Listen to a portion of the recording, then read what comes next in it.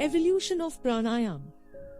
The pranayamic practices, as they are available to us today, are not the same as they were described in some of the ancient scriptures pertaining to yoga. There has been a gradual change in their importance, significance, and techniques over the last 2000 years.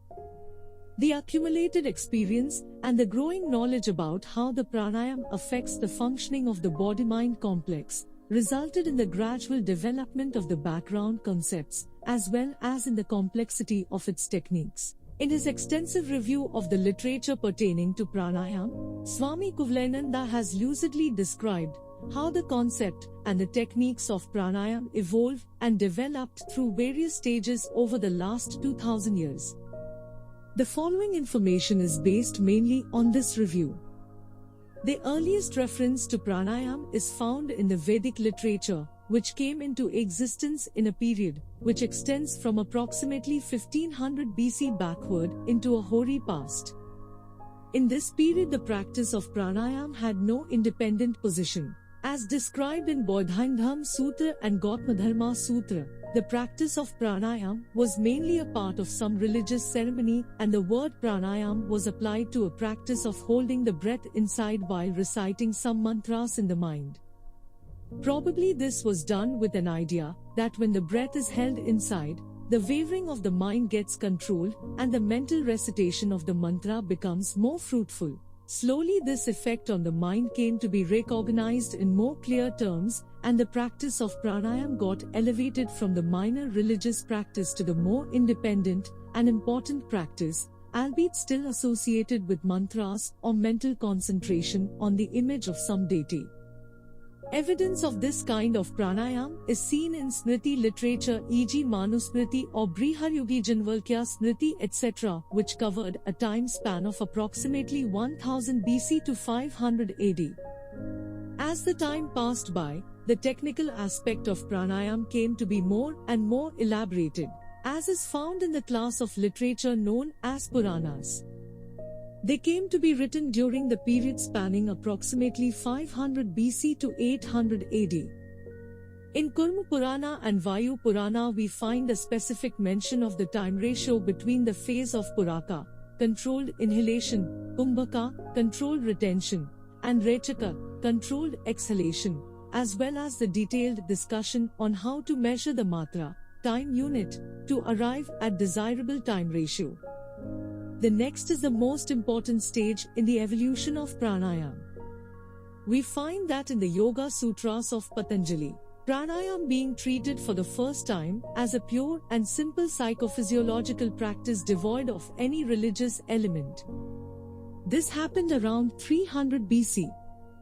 In the original sutras as well as in the bhashyas or the commentaries on these sutras by Vyasa, Vachaspati etc., the term prana simply means the breath, and the pranayama means complete silencing of the ingoing and outgoing flow of this breath.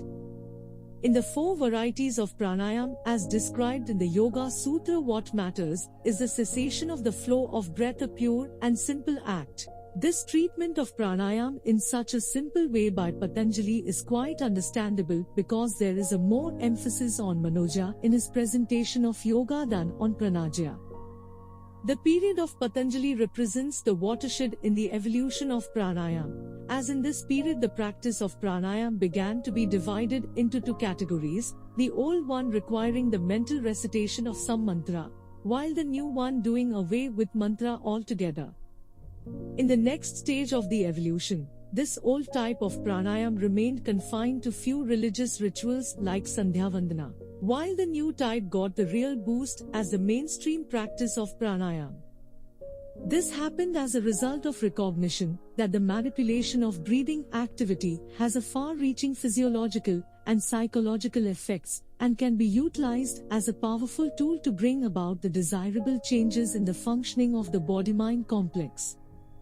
In the Hatha Yoga tradition, where pranayama techniques were harnessed expressly for this purpose, we find an attempt being made to manipulate the breathing activity in varieties of ways. Herein the deliberate stoppage of breath after inhalation, i.e. the phase of Abhyantara Kumbhaka, became the most important component of pranayama.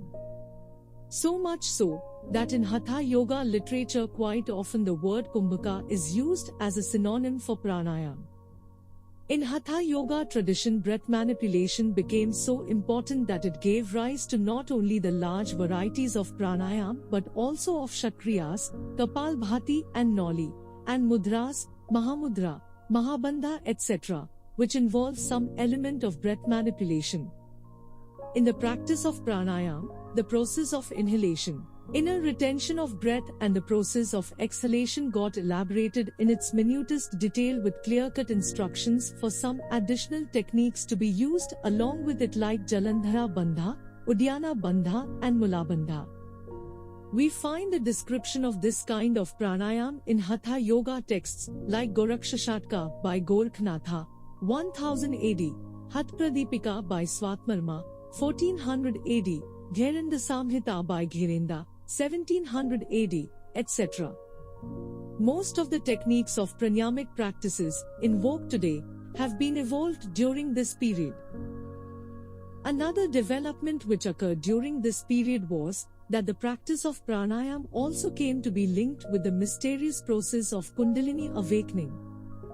Because of this, the whole concept of pranayama, now in its broad sweep, brought in the possibility of controlling the complete range of the pranic activity, from its most gross form represented by the breathing activity to its very subtle forms represented by the inner physiological and psychological functions. But the description of this subtle aspect of pranayama given in the textbooks is very guarded, and it uses a language which is full of metaphors and symbols to keep the essential meaning of the description hidden from the uninitiated student. In the living tradition, the teacher was expected to impart the knowledge of this subtle aspect to the student through the personal interaction alone. While talking about Kundalini, we should be clear about one thing that, though in literature as well as in tradition, yoga treats the subject of Kundalini with great reverence, it never presents it as the sole custodian for the spiritual experiences.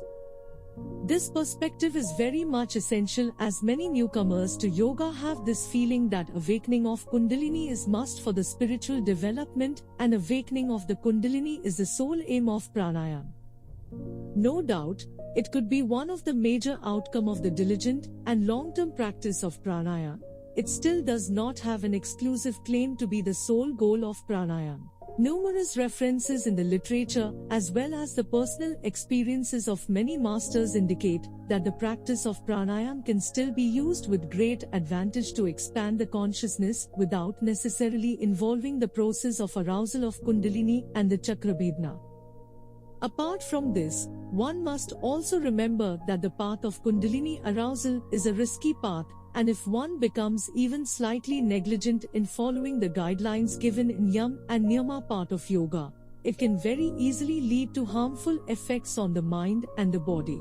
Quite often because of many social responsibilities and duties one is not able to adhere strictly as is required to a disciplined lifestyle involving the controlled food, proper sleep, judicious physical activity, and mental alertness to prevent the mind getting defiled by wrong thoughts and emotions. In that case, it is better to follow the royal path of pranayama in its gross as well as in subtle aspect. Without indulging in the process of activation of Kundalini in the present book, we have treated the pranayama sadhana, essentially from this point of view.